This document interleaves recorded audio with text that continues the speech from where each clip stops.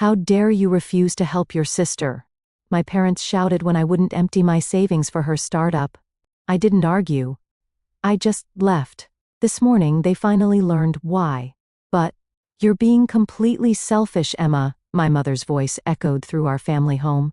Your sister has a dream, and you're just sitting on all that money like some sort of miser. I stood in our kitchen, gripping the counter to steady myself as my entire family ganged upon me. My name is Emma Mitchell, and at 28, I was being vilified for refusing to empty my life savings to fund my younger sister Olivia's latest sure-thing business venture. It's not like that, I tried to explain, keeping my voice level. I've worked hard for my savings. I have plans. Plans? Olivia scoffed, her perfectly manicured hands gesturing wildly. What plans? Your boring little research job. This is a real opportunity, Emma, a luxury spa in the heart of downtown. Do you know how many celebrities I could attract? My father, usually the quiet one, stepped forward. Emma, be reasonable. Your sister has vision. She's always been the entrepreneurial one. You're stable, steady, you can always save more money. Stable, steady. The words felt like bullets. In our family, they recode for boring, unambitious. I'd heard them all my life, ever since Olivia started her first business selling makeovers in high school while I focused on my studies. I have $127,000 saved, I said quietly. Olivia wants all of it, every penny. It's an investment, Olivia protested. You be a partner. Think big for once in your life, Emma. I thought about how I'd accumulated that savings, living in a tiny apartment while working full-time through graduate school, taking extra research projects on weekends, careful budgeting, no vacations, no splurges. Meanwhile, Olivia had bounced from one failed venture to another, the fashion boutique that lasted 6 months, the organic juice bar that closed in weeks, the influencer marketing agency that never signed a single client. Each time my parents had poured money into her dreams, believing the next one would be her big break. No, I said firmly. I'm sorry, but I won't do it. The kitchen exploded. How can you be so cruel? My mother cried. After everything we've done for you, my father added. I knew you were jealous of me, Olivia spat. But this is low, even for you. I looked at them. Really looked at them. My mother could always push me to be more like your sister. My father, who'd never once asked about my research but attended every one of Olivia's pop-up shop openings. And Olivia, beautiful, charismatic Olivia, who'd never worked a real job in her life, but somehow always got everything she wanted. A nut jealous, I said, my voice surprisingly calm. I'm done. I walked out of the kitchen, ignoring their calls and accusations. In my old bedroom, I grabbed the pre-packed bag I'd stashed there earlier. I'd known this confrontation was coming. Olivia had been dropping hints about her amazing business opportunity for weeks, and I'd seen the familiar pattern forming.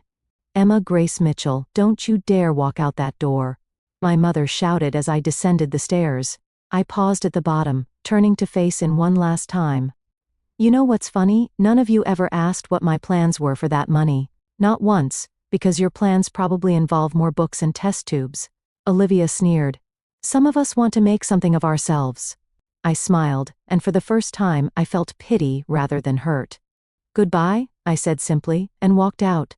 Behind me, I could hear my mother's dramatic sobs, my father's disappointed sighs, and drove away from the house I'd grown up in. I felt lighter than I had in years. They had no idea that while Olivia was planning her luxury spa, I'd been preparing to. My research had copy attention of a prestigious marine biology institute in California.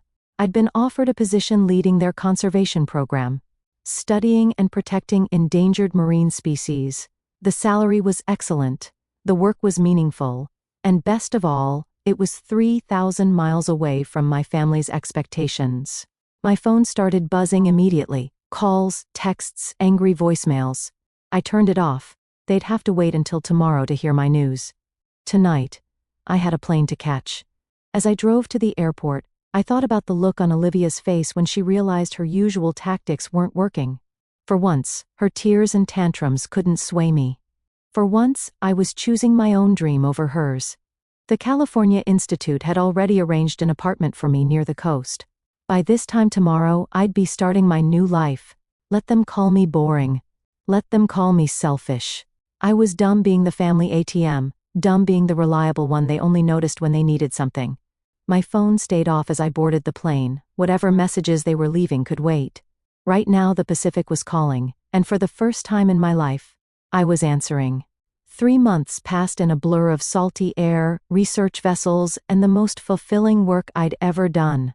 My apartment overlooked the Pacific, and each morning I woke up to the sound of waves and seabirds rather than family drama. The first month, my phone was flooded with messages. My mother's voicemails ranged from hysterical, "How could you abandon your family like this?" to manipulative, "Your father's blood pressure is due to the roof because of your selfishness." Olivia alternated between rage, "You ruined everything," and desperate bargaining, "Just half the money then, 25%. I looked them all go to voicemail. My work at the Institute was everything I dreamed of. We were studying a newly discovered species of seahorse, and my research was already gaining attention in the scientific community. My team respected me, valued my input, and never once called me boring or steady. Then came the article. I was reviewing data in my office when Dr. Martinez, the Institute's director, burst in waving a magazine. "Emma, have you seen this? National Geographic wants to feature our seahorse research. Your name's going to be on the cover." I stared at the mock-up she handed me. There it was. My name, my research, my dream come to life. The article would include substantial funding for our conservation efforts, and a 3-part documentary series was being discussed. That evening, as I sat on my balcony watching the sunset, my phone buzzed. It was my father's number. For the first time in 3 months I answered. "Emma?" His voice sounded smaller than I remembered. We saw the magazine article, the preview online." "Yes." I kept my voice neutral. "Why didn't you tell us about the research position, the institute, all of it?" "You never asked Dad. You were all too busy calling me selfish for not funding Olivia's spa." He was quiet for a moment. The spa, it fell through.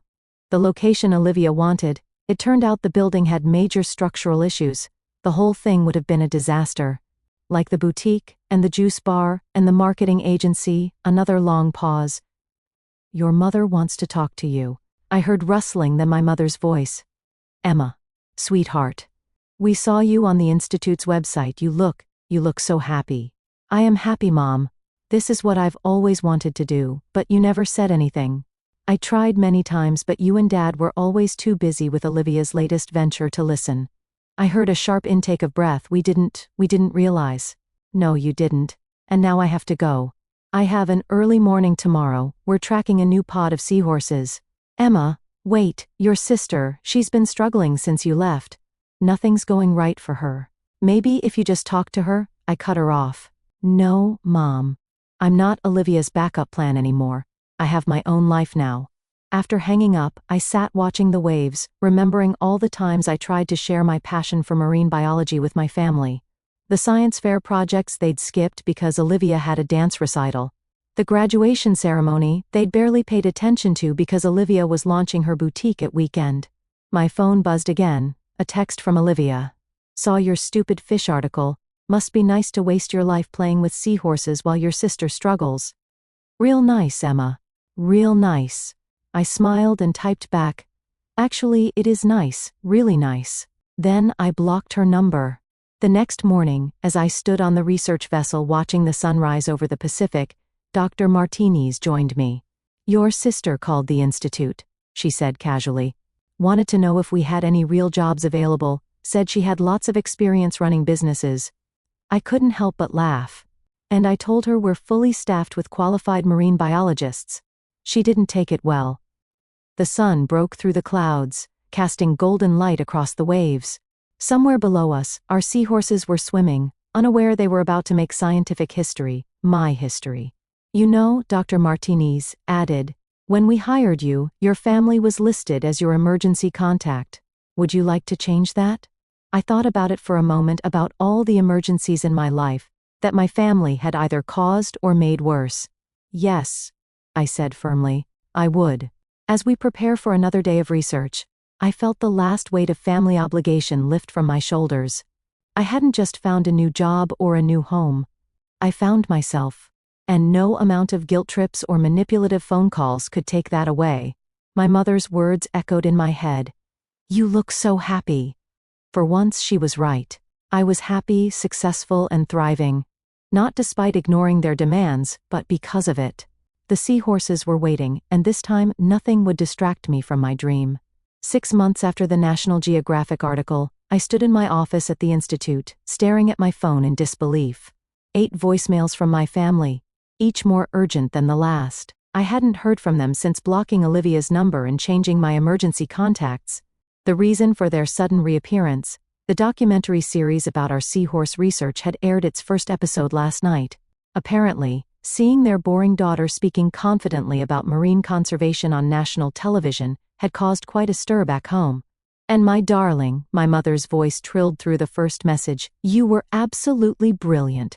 Why didn't you tell us you were going to be on TV? The Hendersons next door saw it and called to congratulate us. The second was for my father, Princess. We had no idea your work was so important. The university dean called me at the club to say how proud we must be. The remaining messages were from various relatives, all suddenly interested in my fascinating career. But it was the last voicemail that made me pause.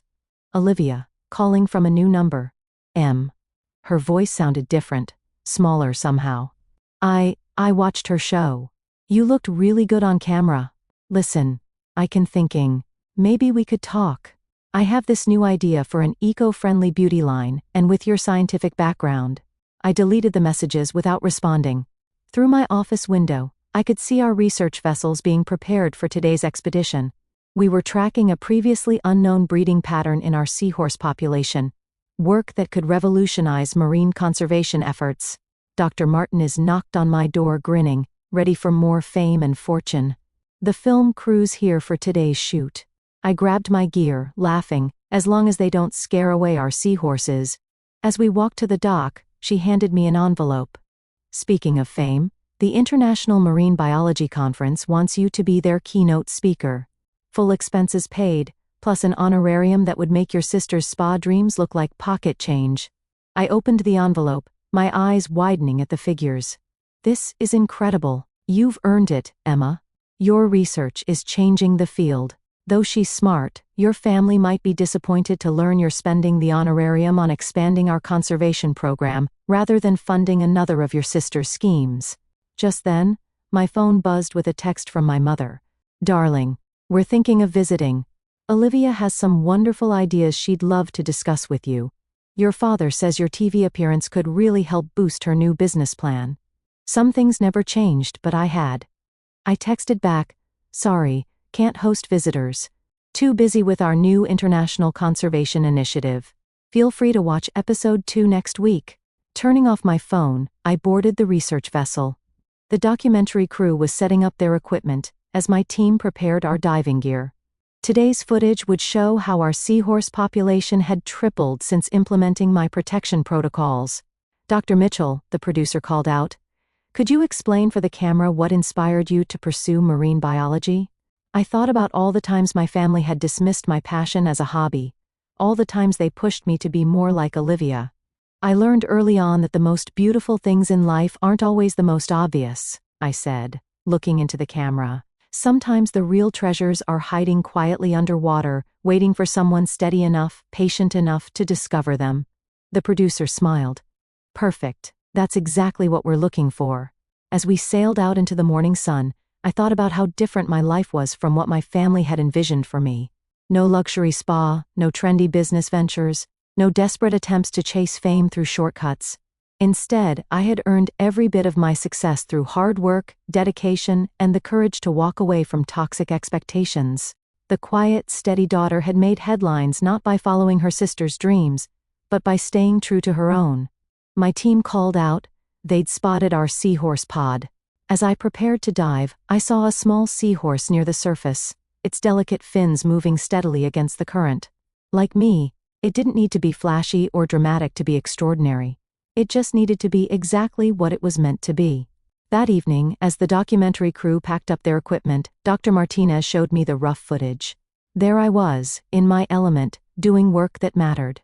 No drama, no schemes, no manipulative family dynamics, just pure, meaningful science. My phone had several missed calls from home, but I didn't bother checking them. My real family was here, in my dedicated research team, in the institute that valued my work, and in the quiet underwater world where being steady wasn't an insult, but a strength. Tomorrow we dive again. The seahorses were waiting, and this time everyone could see their beauty, including me. The steady daughter had finally found her spotlight, not by demanding it like Olivia would have, but by earning it one patient discovery at a time. And that was the greatest victory of all.